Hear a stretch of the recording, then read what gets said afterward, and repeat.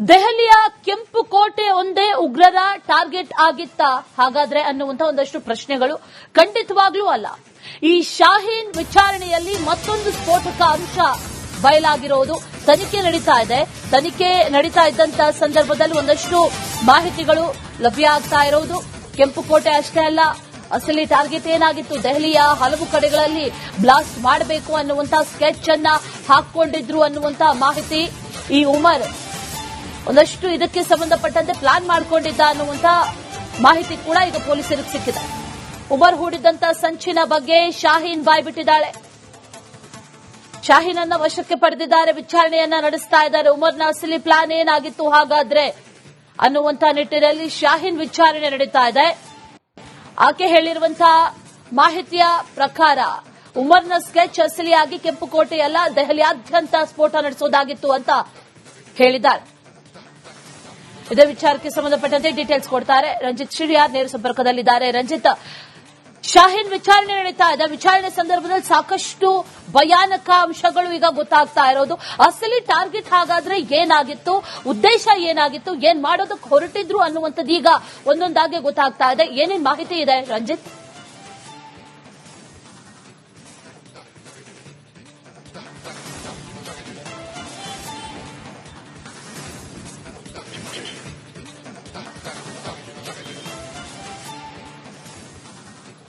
ಖಂಡಿತ ಅಶ್ವಿನಿ, ನೋಡಿ, ಅವರ ಉದ್ದೇಶ ದೆಹಲಿಯ ಕೆಲವು ಆಯಕಟ್ಟಿನ ಜಾಗಗಳಲ್ಲಿ, ಕೆಲವು ಐತಿಹಾಸಿಕ ಜಾಗಗಳಲ್ಲಿ ಸ್ಫೋಟ ಮಾಡೋದು ಅವರ ಉದ್ದೇಶ ಆಗಿತ್ತು. ಒಂದು ಟೀಮ್ ಆಗಿ ಅವರೆಲ್ಲರೂ ಕೂಡ ಕೆಲಸ ಮಾಡಿದ್ರು. ಅದರ ಎಲ್ಲಾ ಜವಾಬ್ದಾರಿಯನ್ನ ಪಾಕಿಸ್ತಾನದಲ್ಲಿದ್ದುಕೊಂಡು ಈ ಜೈಷೆ ಮೊಹಮ್ಮದ್ ಸಂಘಟನೆಯ ಮಾಡ್ಯೂಲ್ಗಳು ಹ್ಯಾಂಡಲ್ ಮಾಡ್ತಾ ಇದ್ರು. ಯಾವಾಗ ಈ ಮುಜಾಹಿದ್ದೀನ್ ಹಾಗೆ ಶಾಹೀನ್ ಅರೆಸ್ಟ್ ಆಯ್ತು, ಸೇರಿದಂತೆ 6 ಜನ ಈ ಡಾಕ್ಟರ್ಗಳನ್ನ ಬಂಧನ ಮಾಡಿದ್ರು. ಆಗ ಈ ಉಮರ್ ಇದಾನಲ್ಲ, ಉಮರ್ ಈ ಬಂಧನಕ್ಕೂ ಮುಂಚೆ ಇವರೆಲ್ಲರೂ ಕೂಡ ಪ್ಲಾನ್ ಮಾಡಿರೋ ಹಾಗೆ ಕೆಂಪುಕೋಟೆಯ ಮುಂದೆ ಇವರು ಬ್ಲಾಸ್ಟ್ ಮಾಡಬೇಕು ಅಂತ ಹೇಳಿ ಅಂದ್ಕೊಂಡಿದ್ರು. ಅದಕ್ಕೆ ಪೂರಕವಾಗಿ ಇವರು ಸ್ಫೋಟಕಗಳನ್ನ ಸಂಗ್ರಹ ಮಾಡ್ತಾ ಇದ್ರು. ಯಾವಾಗ ಅಲ್ ಫಲಾಹ್ ಯೂನಿವರ್ಸಿಟಿಯ ಮೇಲೆ ದೆಹಲಿಯ ಪೊಲೀಸರು ರೇಡ್ ಮಾಡಿ ಅಥವಾ ಅಲ್ಲಿ ವಿಚಾರಣೆ ಮಾಡಿದಾಗ ಮುಜಾಹಿದ್ದೀನ್ ಅಲಿಯಾಸ್ ಮುಜೈನ್ನ ಈ ಭಯೋತ್ಪಾದಕ ಕೃತ್ಯಗಳು ಯಾವಾಗ ಬಯಲಾಯ್ತು, ವೈಟ್ ಕಾಲರ್ ಟೆರರಿಸಂ ಬಗ್ಗೆ ಯಾವಾಗ ಬಯಲಾಯ್ತು, ಅವ್ರನ್ನ ಡೆಪ್ತ್ ಆಗಿ ಇನ್ವೆಸ್ಟಿಗೇಷನ್ ಮಾಡಿದಾಗ, ಅವ್ರನ್ನ ಇಂಟ್ರೋಗೇಷನ್ ಮಾಡಿದಾಗ ಇವರು ಎಲ್ಲಿ ಸ್ಫೋಟಕಗಳನ್ನ ಸಂಗ್ರಹಿಸಿಟ್ರು ಅನ್ನೋದು ಗೊತ್ತಾಗಿದೆ. ಈ ಮುಜಾಹಿದ್ದೀನ್ ಇದ್ದಾನಲ್ಲ, ಆತನಿಗೆ ಅಲ್ ಫಲಾಹ್ ಯೂನಿವರ್ಸಿಟಿಯ ಒಳಗಡೆ ಕ್ಯಾಂಪಸ್ ನಲ್ಲಿ ಆತನಿಗೆ ಉಳಿಯೋದಕ್ಕೆ ಅವಕಾಶ ಇತ್ತು, ಸ್ಟೇ ಆಗೋದಕ್ಕೆ. ಆದ್ರೆ ಆತ ಇಲ್ಲಿಂದ ಫತೇಪುರ ಅನ್ನುವಂತ ಒಂದು ಊರಿದೆ, ಫತೇಪುರದಲ್ಲಿ ಒಂದು ರೂಮ್ ಅನ್ನ ರೆಂಟ್ ತಗೊಂಡಿದ್ದ. ಆ ರೂಮ್ ನಲ್ಲಿ ಸುಮಾರು ಒಂದು 2900 ಕೆಜಿಯಷ್ಟು ಸ್ಫೋಟಕವನ್ನ ಸಂಗ್ರಹಿಸಿದ್ರ. ತನ್ನ ಲ್ಯಾಬ್ ನಲ್ಲೂ ಕೂಡ ಕೆಲವೊಂದಿಷ್ಟು ಸ್ಫೋಟಕ ಮತ್ತೆ ಈ ಕೆಮಿಕಲ್ ದಾಳಿ ಮಾಡೋದಕ್ಕೆ ಅವರೆಲ್ಲರೂ ಕೂಡ ಒಂದಿಷ್ಟು ತಯಾರಿಗಳನ್ನು ಮಾಡ್ಕೊಂಡಿದ್ರು. ಈ ರಿಸರ್ಚ್ ಸೆಂಟರ್ ಗಳನ್ನ ಇವರು ಟೆರರಿಸಂಗೆ ಬಳಸ್ಕೊಂಡಿದ್ರು ಅನ್ನೋದು, ಯೂನಿವರ್ಸಿಟಿಯ ರಿಸರ್ಚ್ ಸೆಂಟರ್ ಅನ್ನ ಟೆರರಿಸಂಗೆ ಇವರು ಬಳಸ್ಕೊಂಡಿದ್ರು ಅನ್ನೋದು ಗೊತ್ತಾಗಿದೆ. ಒಟ್ಟಾರೆ ಅಲ್ ಫಲಾಹ್ ಯೂನಿವರ್ಸಿಟಿಯ ಒಳಗಡೆ ಇವರ ಸಹಚರ ಎಲ್ಲರೂ ಕೂಡ ಇದ್ರು. ಇವರೊಂದು ಟೀಮ್ ಆಗಿ ಕೆಲಸ ಮಾಡ್ತಾ ಇದ್ರು. ಹರಿಯಾಣ ಸೇರಿದಂತೆ, ಡೆಲ್ಲಿ ಸೇರಿದಂತೆ, ಲಕ್ನೋ ಸೇರಿದಂತೆ ಕಾಶ್ಮೀರದಲ್ಲೂ ಕೂಡ ಇವರ ವಿಂಗ್ ಎಲ್ಲವೂ ಕೂಡ ಇತ್ತು, ಕೆಲಸ ಮಾಡ್ತಾ ಇತ್ತು ಅನ್ನುವಂತ ಮಾಹಿತಿ ಲಭ್ಯ ಆಗಿದೆ. ಇವರ ಉದ್ದೇಶ ಇದ್ದದ್ದು ದೆಹಲಿಯಲ್ಲೇ ಸ್ಫೋಟ ಮಾಡೋದು. ಆದ್ರೆ ಇಂಥದ್ದೇ ದಿನ ಅಂತೇಳಿ ಅವ್ರದ್ದು ಇರಲಿಲ್ಲ. ಆದ್ರೆ ಗುಪ್ತಚರ ಇಲಾಖೆಗೆ ಯಾವಾಗ ಮಾಹಿತಿ ಸಿಕ್ತೋ, ಇಂಥದ್ದೊಂದು ಈ ಫ್ರಂಟ್ ಕಾಲರ್ ಸ್ಲೀಪರ್ ಸೆಲ್ಗಳು ಕೆಲಸ ಮಾಡ್ತಾ ಇದ್ದಾರೆ ಅನ್ನುವಂತ ಮಾಹಿತಿ ಸಿಕ್ತೋ, ಪೊಲೀಸರು ಅಲರ್ಟ್ ಆಗ್ತಾರೆ, ಎನ್ಐಎ ಎಂಟ್ರಿ ಆಗುತ್ತೆ, ಇವರೆಲ್ಲರ ಬಂಧನವೂ ಆಗುತ್ತೆ. ಬಂಧನ ಆದ ನಂತರ ಉಳಿದಿದ್ದು ಕೇವಲ ಉಮರ್ ನಬಿ ಮಾತ್ರ.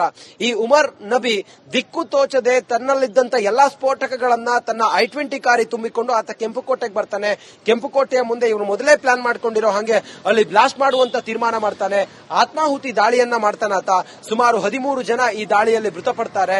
ಸದ್ಯಕ್ಕೆ ಇವರ ಉದ್ದೇಶ ಕೇವಲ ಕೆಂಪುಕೋಟೆ ಮಾತ್ರ ಅಲ್ಲ, ಕೆಲವು ಐತಿಹಾಸಿಕ ಸ್ಥಳಗಳು, ದೆಹಲಿಯಲ್ಲಿರುವಂತ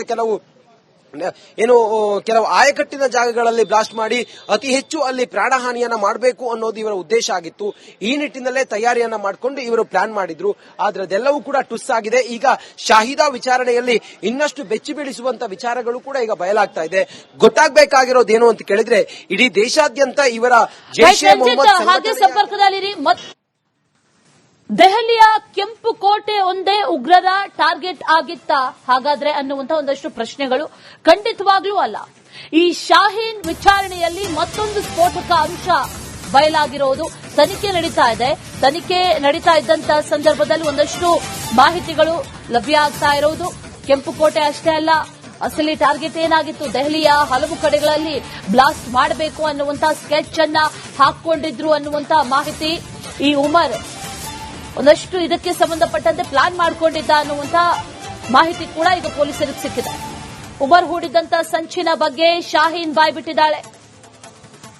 ಶಾಹೀನ್ ಅನ್ನ ವಶಕ್ಕೆ ಪಡೆದಿದ್ದಾರೆ, ವಿಚಾರಣೆಯನ್ನ ನಡೆಸ್ತಾ ಇದ್ದಾರೆ. ಉಮರ್ನ ಅಸಲಿ ಪ್ಲಾನ್ ಏನಾಗಿತ್ತು ಹಾಗಾದ್ರೆ ಅನ್ನುವಂತ ನಿಟ್ಟಿನಲ್ಲಿ ಶಾಹೀನ್ ವಿಚಾರಣೆ ನಡೀತಾ ಇದೆ.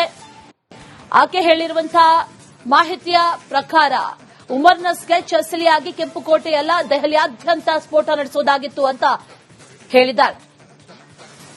ಇದೇ ವಿಚಾರಕ್ಕೆ ಸಂಬಂಧಪಟ್ಟಂತೆ ಡೀಟೇಲ್ಸ್ ಕೊಡ್ತಾರೆ ರಂಜಿತ್ ಶ್ರೀಯಾರ್, ನೇರ ಸಂಪರ್ಕದಲ್ಲಿದ್ದಾರೆ. ರಂಜಿತ್, ಶಾಹೀನ್ ವಿಚಾರಣೆ ನಡೀತಾ ಇದೆ. ವಿಚಾರಣೆ ಸಂದರ್ಭದಲ್ಲಿ ಸಾಕಷ್ಟು ಭಯಾನಕ ಅಂಶಗಳು ಈಗ ಗೊತ್ತಾಗ್ತಾ ಇರೋದು.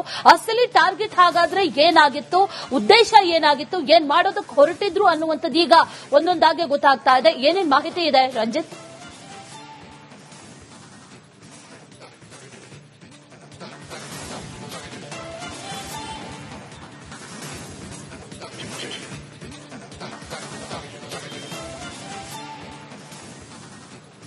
ಖಂಡಿತ ಅಶ್ವಿನಿ, ನೋಡಿ, ಅವರ ಉದ್ದೇಶ ದೆಹಲಿಯ ಕೆಲವು ಆಯಕಟ್ಟಿನ ಜಾಗಗಳಲ್ಲಿ, ಕೆಲವು ಐತಿಹಾಸಿಕ ಜಾಗಗಳಲ್ಲಿ ಸ್ಫೋಟ ಮಾಡೋದು ಅವರ ಉದ್ದೇಶ ಆಗಿತ್ತು. ಒಂದು ಟೀಮ್ ಆಗಿ ಅವರೆಲ್ಲರೂ ಕೂಡ ಕೆಲಸ ಮಾಡಿದ್ರು. ಅದರ ಎಲ್ಲಾ ಜವಾಬ್ದಾರಿಯನ್ನ ಪಾಕಿಸ್ತಾನದಲ್ಲಿದ್ದುಕೊಂಡು ಏನು ಈ ಜೈಷ್ ಎ ಮೊಹಮ್ಮದ್ ಸಂಘಟನೆಯ ಮಾಡ್ಯೂಲ್ಗಳು ಹ್ಯಾಂಡಲ್ ಮಾಡ್ತಾ ಇದ್ರು. ಯಾವಾಗ ಈ ಮುಜಾಹಿದ್ದೀನ್ ಹಾಗೆ ಶಾಹೀನ್ ಅರೆಸ್ಟ್ ಆಯ್ತು, ಸೇರಿದಂತೆ 6 ಜನ ಈ ಡಾಕ್ಟರ್ಗಳನ್ನ ಬಂಧನ ಮಾಡಿದ್ರು. ಆಗ ಈ ಉಮರ್ ಇದಾನಲ್ಲ, ಉಮರ್ ಈ ಬಂಧನಕ್ಕೂ ಮುಂಚೆ ಇವರೆಲ್ಲರೂ ಕೂಡ ಪ್ಲಾನ್ ಮಾಡಿರೋ ಹಾಗೆ ಕೆಂಪುಕೋಟೆಯ ಮುಂದೆ ಇವರು ಬ್ಲಾಸ್ಟ್ ಮಾಡಬೇಕು ಅಂತೇಳಿ ಅಂದ್ಕೊಂಡಿದ್ರು. ಅದಕ್ಕೆ ಪೂರಕವಾಗಿ ಇವರು ಸ್ಫೋಟಕಗಳನ್ನ ಸಂಗ್ರಹ ಮಾಡ್ತಾ ಇದ್ರು. ಯಾವಾಗ ಅಲ್ ಫಲಾಹ್ ಯೂನಿವರ್ಸಿಟಿಯ ಮೇಲೆ ದೆಹಲಿಯ ಪೊಲೀಸರು ರೇಡ್ ಮಾಡಿ ಅಥವಾ ಅಲ್ಲಿ ವಿಚಾರಣೆ ಮಾಡಿದಾಗ ಮುಜಾಹಿದ್ದೀನ್ ಅಲಿಯಾಸ್ ಮುಜೈನ್ನ ಈ ಭಯೋತ್ಪಾದಕ ಕೃತ್ಯಗಳು ಯಾವಾಗ ಬಯಲಾಯ್ತು, ವೈಟ್ ಕಾಲರ್ ಟೆರರಿಸಂ ಬಗ್ಗೆ ಯಾವಾಗ ಬಯಲಾಯ್ತು, ಅವ್ರನ್ನ ಡೆಪ್ತ್ ಆಗಿ ಇನ್ವೆಸ್ಟಿಗೇಷನ್ ಮಾಡಿದಾಗ, ಅವರನ್ನ ಇಂಟ್ರೋಗೇಷನ್ ಮಾಡಿದಾಗ ಇವರು ಎಲ್ಲಿ ಸ್ಫೋಟಕಗಳನ್ನ ಸಂಗ್ರಹಿಸಿಟ್ರು ಅನ್ನೋದು ಗೊತ್ತಾಗಿದೆ. ಈ ಮುಜಾಹಿದ್ದೀನ್ ಇದ್ದಾನಲ್ಲ, ಆತನಿಗೆ ಅಲ್ ಫಲಾಹ್ ಯೂನಿವರ್ಸಿಟಿಯ ಒಳಗಡೆ ಕ್ಯಾಂಪಸ್ ನಲ್ಲಿ ಆತನಿಗೆ ಉಳಿಯೋದಕ್ಕೆ ಅವಕಾಶ ಇತ್ತು, ಸ್ಟೇ ಆಗೋದಕ್ಕೆ. ಆದ್ರೆ ಆತ ಇಲ್ಲಿಂದ ಫತೇಪುರ ಅನ್ನುವಂತ ಒಂದು ಊರಿದೆ, ಫತೇಪುರದಲ್ಲಿ ಒಂದು ರೂಮ್ ಅನ್ನ ರೆಂಟ್ ತಗೊಂಡಿದ್ದ. ಆ ರೂಮ್ ನಲ್ಲಿ ಸುಮಾರು ಒಂದು 2900 ಕೆಜಿಯಷ್ಟು ಸ್ಫೋಟಕವನ್ನ ಸಂಗ್ರಹಿಸಿದ್ರ. ತನ್ನ ಲ್ಯಾಬ್ ನಲ್ಲೂ ಕೂಡ ಕೆಲವೊಂದಿಷ್ಟು ಸ್ಫೋಟಕ ಮತ್ತೆ ಈ ಕೆಮಿಕಲ್ ದಾಳಿ ಮಾಡೋದಕ್ಕೆ ಅವರೆಲ್ಲರೂ ಕೂಡ ಒಂದಿಷ್ಟು ತಯಾರಿಗಳನ್ನು ಮಾಡ್ಕೊಂಡಿದ್ರು. ಈ ರಿಸರ್ಚ್ ಸೆಂಟರ್ ಗಳನ್ನ ಇವರು ಟೆರರಿಸಂಗೆ ಬಳಸ್ಕೊಂಡಿದ್ರು ಅನ್ನೋದು, ಯೂನಿವರ್ಸಿಟಿಯ ರಿಸರ್ಚ್ ಸೆಂಟರ್ ಅನ್ನ ಟೆರರಿಸಂಗೆ ಇವರು ಬಳಸ್ಕೊಂಡಿದ್ರು ಅನ್ನೋದು ಗೊತ್ತಾಗಿದೆ. ಒಟ್ಟಾರೆ ಅಲ್ ಫಲಾಹ್ ಯೂನಿವರ್ಸಿಟಿಯ ಒಳಗಡೆ ಇವರ ಸರ್ಚರ್ ಎಲ್ಲರೂ ಕೂಡ ಇದ್ರು. ಇವರೊಂದು ಟೀಮ್ ಆಗಿ ಕೆಲಸ ಮಾಡ್ತಾ ಇದ್ರು. ಹರಿಯಾಣ ಸೇರಿದಂತೆ, ಡೆಲ್ಲಿ ಸೇರಿದಂತೆ, ಲಕ್ನೋ ಸೇರಿದಂತೆ ಕಾಶ್ಮೀರದಲ್ಲೂ ಕೂಡ ಇವರ ವಿಂಗ್ ಎಲ್ಲವೂ ಕೂಡ ಇತ್ತು, ಕೆಲಸ ಮಾಡ್ತಾ ಇತ್ತು ಅನ್ನುವಂತ ಮಾಹಿತಿ ಲಭ್ಯ ಆಗಿದೆ. ಇವರ ಉದ್ದೇಶ ಇದ್ದದ್ದು ದೆಹಲಿಯಲ್ಲೇ ಸ್ಫೋಟ ಮಾಡೋದು. ಆದ್ರೆ ಇಂಥದ್ದೇ ದಿನ ಅಂತೇಳಿ ಅವ್ರದ್ದು ಇರಲಿಲ್ಲ. ಆದ್ರೆ ಗುಪ್ತಚರ ಇಲಾಖೆಗೆ ಯಾವಾಗ ಮಾಹಿತಿ ಸಿಕ್ತೋ, ಇಂಥದ್ದೊಂದು ಈ ಫ್ರಂಟ್ ಕಾಲರ್ ಸ್ಲೀಪರ್ ಸೆಲ್ಗಳು ಕೆಲಸ ಮಾಡ್ತಾ ಇದ್ದಾರೆ ಅನ್ನುವಂತ ಮಾಹಿತಿ ಸಿಕ್ತೋ, ಪೊಲೀಸರು ಅಲರ್ಟ್ ಆಗ್ತಾರೆ, ಎನ್ಐಎ ಎಂಟ್ರಿ ಆಗುತ್ತೆ, ಇವರೆಲ್ಲರ ಬಂಧನವೂ ಆಗುತ್ತೆ. ಬಂಧನ ಆದ ನಂತರ ಉಳಿದಿದ್ದು ಕೇವಲ ಉಮರ್ ನಬಿ ಮಾತ್ರ. ಈ ಉಮರ್ ನಬಿ ದಿಕ್ಕು ತೋಚದೆ ತನ್ನಲ್ಲಿದ್ದಂತ ಎಲ್ಲಾ ಸ್ಫೋಟಕಗಳನ್ನ ತನ್ನ I-20 ಕಾರಿ ತುಂಬಿಕೊಂಡು ಆತ ಕೆಂಪುಕೋಟೆಗೆ ಬರ್ತಾನೆ. ಕೆಂಪುಕೋಟೆಯ ಮುಂದೆ ಇವರು ಮೊದಲೇ ಪ್ಲಾನ್ ಮಾಡ್ಕೊಂಡಿರೋ ಹಾಗೆ ಅಲ್ಲಿ ಬ್ಲಾಸ್ಟ್ ಮಾಡುವಂತ ತೀರ್ಮಾನ ಮಾಡ್ತಾನೆ. ಆತ್ಮಾಹುತಿ ದಾಳಿಯನ್ನ ಮಾಡ್ತಾನೆ ಆತ. ಸುಮಾರು 13 ಜನ ಈ ದಾಳಿಯಲ್ಲಿ ಮೃತಪಡ್ತಾರೆ. ಸದ್ಯಕ್ಕೆ ಇವರ ಉದ್ದೇಶ ಕೇವಲ ಕೆಂಪುಕೋಟೆ ಮಾತ್ರ ಅಲ್ಲ, ಕೆಲವು ಐತಿಹಾಸಿಕ ಸ್ಥಳಗಳು, ದೆಹಲಿಯಲ್ಲಿರುವಂತ ಕೆಲವು ಆಯಕಟ್ಟಿನ ಜಾಗಗಳಲ್ಲಿ ಬ್ಲಾಸ್ಟ್ ಮಾಡಿ ಅತಿ ಹೆಚ್ಚು ಅಲ್ಲಿ ಪ್ರಾಣಹಾನಿಯನ್ನ ಮಾಡಬೇಕು ಅನ್ನೋದು ಇವರ ಉದ್ದೇಶ ಆಗಿತ್ತು. ಈ ನಿಟ್ಟಿನಲ್ಲೇ ತಯಾರಿಯನ್ನ ಮಾಡಿಕೊಂಡು ಇವರು ಪ್ಲಾನ್ ಮಾಡಿದ್ರು. ಆದ್ರೆ ಅದೆಲ್ಲವೂ ಕೂಡ ಟುಸ್ ಆಗಿದೆ. ಈಗ ಶಾಹಿದಾ ವಿಚಾರಣೆಯಲ್ಲಿ ಇನ್ನಷ್ಟು ಬೆಚ್ಚಿ ಬೀಳಿಸುವಂತ ವಿಚಾರಗಳು ಕೂಡ ಈಗ ಬಯಲಾಗ್ತಾ ಇದೆ. ಗೊತ್ತಾಗಬೇಕಾಗಿರೋದೇನು ಅಂತ ಕೇಳಿದ್ರೆ, ಇಡೀ ದೆಹಲಿಯ ಕೆಂಪುಕೋಟೆ ಒಂದೇ ಉಗ್ರರ ಟಾರ್ಗೆಟ್ ಆಗಿತ್ತಾ ಹಾಗಾದ್ರೆ ಅನ್ನುವಂತ ಒಂದಷ್ಟು ಪ್ರಶ್ನೆಗಳು. ಖಂಡಿತವಾಗ್ಲೂ ಅಲ್ಲ. ಈ ಶಾಹೀನ್ ವಿಚಾರಣೆಯಲ್ಲಿ ಮತ್ತೊಂದು ಸ್ಫೋಟಕ ಅಂಶ ಬಯಲಾಗಿರೋದು. ತನಿಖೆ ನಡೀತಾ ಇದೆ. ತನಿಖೆ ನಡೀತಾ ಇದ್ದಂತ ಸಂದರ್ಭದಲ್ಲಿ ಒಂದಷ್ಟು ಮಾಹಿತಿಗಳು ಲಭ್ಯ ಆಗ್ತಾ ಇರೋದು. ಕೆಂಪುಕೋಟೆ ಅಷ್ಟೇ ಅಲ್ಲ, ಅಸಲಿ ಟಾರ್ಗೆಟ್ ಏನಾಗಿತ್ತು, ದೆಹಲಿಯ ಹಲವು ಕಡೆಗಳಲ್ಲಿ ಬ್ಲಾಸ್ಟ್ ಮಾಡಬೇಕು ಅನ್ನುವಂತ ಸ್ಕೆಚ್ ಅನ್ನ ಹಾಕೊಂಡಿದ್ರು ಅನ್ನುವಂತ ಮಾಹಿತಿ. ಈ ಉಮರ್ ಒಂದಷ್ಟು ಇದಕ್ಕೆ ಸಂಬಂಧಪಟ್ಟಂತೆ ಪ್ಲಾನ್ ಮಾಡಿಕೊಂಡಿದ್ದ ಅನ್ನುವಂತ ಮಾಹಿತಿ ಕೂಡ ಈಗ ಪೊಲೀಸರಿಗೆ ಸಿಕ್ಕಿದೆ. ಉಮರ್ ಹೂಡಿದಂತ ಸಂಚಿನ ಬಗ್ಗೆ ಶಾಹೀನ್ ಬಾಯ್ಬಿಟ್ಟಿದ್ದಾಳೆ. ಶಾಹೀನ್ ಅನ್ನ ವಶಕ್ಕೆ ಪಡೆದಿದ್ದಾರೆ, ವಿಚಾರಣೆಯನ್ನ ನಡೆಸ್ತಾ ಇದ್ದಾರೆ. ಉಮರ್ನ ಅಸಲಿ ಪ್ಲಾನ್ ಏನಾಗಿತ್ತು ಹಾಗಾದ್ರೆ ಅನ್ನುವಂತ ನಿಟ್ಟಿನಲ್ಲಿ ಶಾಹೀನ್ ವಿಚಾರಣೆ ನಡೀತಾ ಇದೆ.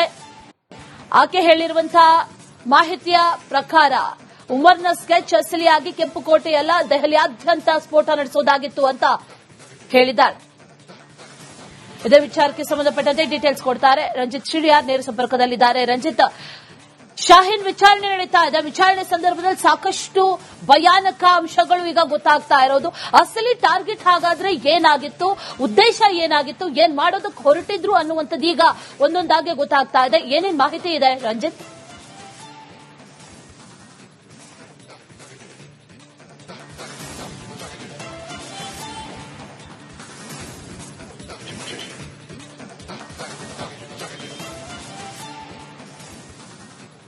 ಖಂಡಿತ ಅಶ್ವಿನಿ, ನೋಡಿ, ಅವರ ಉದ್ದೇಶ ದೆಹಲಿಯ ಕೆಲವು ಆಯಕಟ್ಟಿನ ಜಾಗಗಳಲ್ಲಿ, ಕೆಲವು ಐತಿಹಾಸಿಕ ಜಾಗಗಳಲ್ಲಿ ಸ್ಫೋಟ ಮಾಡೋದು ಅವರ ಉದ್ದೇಶ ಆಗಿತ್ತು. ಒಂದು ಟೀಮ್ ಆಗಿ ಅವರೆಲ್ಲರೂ ಕೂಡ ಕೆಲಸ ಮಾಡಿದ್ರು. ಅದರ ಎಲ್ಲಾ ಜವಾಬ್ದಾರಿಯನ್ನ ಪಾಕಿಸ್ತಾನದಲ್ಲಿದ್ದುಕೊಂಡು ಏನು ಈ ಜೈಷೆ ಮೊಹಮ್ಮದ್ ಸಂಘಟನೆಯ ಮಾಡ್ಯೂಲ್ಗಳು ಹ್ಯಾಂಡಲ್ ಮಾಡ್ತಾ ಇದ್ರು. ಯಾವಾಗ ಈ ಮುಜಾಹಿದ್ದೀನ್ ಹಾಗೆ ಶಾಹೀನ್ ಅರೆಸ್ಟ್ ಆಯ್ತು, ಸೇರಿದಂತೆ 6 ಜನ ಈ ಡಾಕ್ಟರ್ಗಳನ್ನ ಬಂಧನ ಮಾಡಿದ್ರು. ಆಗ ಈ ಉಮರ್ ಇದ್ದಾನಲ್ಲ, ಉಮರ್ ಈ ಬಂಧನಕ್ಕೂ ಮುಂಚೆ ಇವರೆಲ್ಲರೂ ಕೂಡ ಪ್ಲಾನ್ ಮಾಡಿರೋ ಹಾಗೆ ಕೆಂಪುಕೋಟೆಯ ಮುಂದೆ ಇವರು ಬ್ಲಾಸ್ಟ್ ಮಾಡಬೇಕು ಅಂತೇಳಿ ಅನ್ಕೊಂಡಿದ್ರು. ಅದಕ್ಕೆ ಪೂರಕವಾಗಿ ಇವರು ಸ್ಫೋಟಕಗಳನ್ನ ಸಂಗ್ರಹ ಮಾಡ್ತಾ ಇದ್ರು. ಯಾವಾಗ ಅಲ್ ಫಲಾಹ್ ಯೂನಿವರ್ಸಿಟಿಯ ಮೇಲೆ ದೆಹಲಿಯ ಪೊಲೀಸರು ರೇಡ್ ಮಾಡಿ ಅಥವಾ ಅಲ್ಲಿ ವಿಚಾರಣೆ ಮಾಡಿದಾಗ ಮುಜಾಹಿದ್ದೀನ್ ಅಲಿಯಾಸ್ ಮುಜೈನ್ನ ಈ ಭಯೋತ್ಪಾದಕ ಕೃತ್ಯಗಳು ಯಾವಾಗ ಬಯಲಾಯ್ತು, ವೈಟ್ ಕಾಲರ್ ಟೆರರಿಸಂ ಬಗ್ಗೆ ಯಾವಾಗ ಬಯಲಾಯ್ತು, ಅವ್ರನ್ನ ಡೆಪ್ತ್ ಆಗಿ ಇನ್ವೆಸ್ಟಿಗೇಷನ್ ಮಾಡಿದಾಗ, ಅವ್ರನ್ನ ಇಂಟ್ರೋಗೇಷನ್ ಮಾಡಿದಾಗ ಇವರು ಎಲ್ಲಿ ಸ್ಫೋಟಕಗಳನ್ನ ಸಂಗ್ರಹಿಸಿಟ್ರು ಅನ್ನೋದು ಗೊತ್ತಾಗಿದೆ. ಈ ಮುಜಾಹಿದ್ದೀನ್ ಇದ್ದಾನಲ್ಲ, ಆತನಿಗೆ ಅಲ್ ಫಲಾಹ್ ಯೂನಿವರ್ಸಿಟಿಯ ಒಳಗಡೆ ಕ್ಯಾಂಪಸ್ ನಲ್ಲಿ ಆತನಿಗೆ ಉಳಿಯೋದಕ್ಕೆ ಅವಕಾಶ ಇತ್ತು, ಸ್ಟೇ ಆಗೋದಕ್ಕೆ. ಆದ್ರೆ ಆತ ಇಲ್ಲಿಂದ ಫತೇಪುರ ಅನ್ನುವಂತ ಒಂದು ಊರಿದೆ, ಫತೇಪುರದಲ್ಲಿ ಒಂದು ರೂಮ್ ಅನ್ನ ರೆಂಟ್ ತಗೊಂಡಿದ್ದ. ಆ ರೂಮ್ ನಲ್ಲಿ ಸುಮಾರು ಒಂದು 2900 ಕೆಜಿಯಷ್ಟು ಸ್ಫೋಟಕವನ್ನ ಸಂಗ್ರಹಿಸಿದ್ರ. ತನ್ನ ಲ್ಯಾಬ್ ನಲ್ಲೂ ಕೂಡ ಕೆಲವೊಂದಿಷ್ಟು ಸ್ಫೋಟಕ ಮತ್ತೆ ಈ ಕೆಮಿಕಲ್ ದಾಳಿ ಮಾಡೋದಕ್ಕೆ ಅವರೆಲ್ಲರೂ ಕೂಡ ಒಂದಿಷ್ಟು ತಯಾರಿಗಳನ್ನು ಮಾಡ್ಕೊಂಡಿದ್ರು. ಈ ರಿಸರ್ಚ್ ಸೆಂಟರ್ ಗಳನ್ನ ಇವರು ಟೆರರಿಸಂಗೆ ಬಳಸ್ಕೊಂಡಿದ್ರು ಅನ್ನೋದು, ಯೂನಿವರ್ಸಿಟಿಯ ರಿಸರ್ಚ್ ಸೆಂಟರ್ ಅನ್ನ ಟೆರರಿಸಂಗೆ ಇವರು ಬಳಸ್ಕೊಂಡಿದ್ರು ಅನ್ನೋದು ಗೊತ್ತಾಗಿದೆ.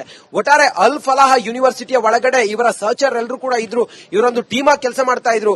ಹರಿಯಾಣ ಸೇರಿದಂತೆ, ಡೆಲ್ಲಿ ಸೇರಿದಂತೆ, ಲಕ್ನೋ ಸೇರಿದಂತೆ ಕಾಶ್ಮೀರದಲ್ಲೂ ಕೂಡ ಇವರ ವಿಂಗ್ ಎಲ್ಲವೂ ಕೂಡ ಇತ್ತು, ಕೆಲಸ ಮಾಡ್ತಾ ಇತ್ತು ಅನ್ನುವಂತ ಮಾಹಿತಿ ಲಭ್ಯ ಆಗಿದೆ.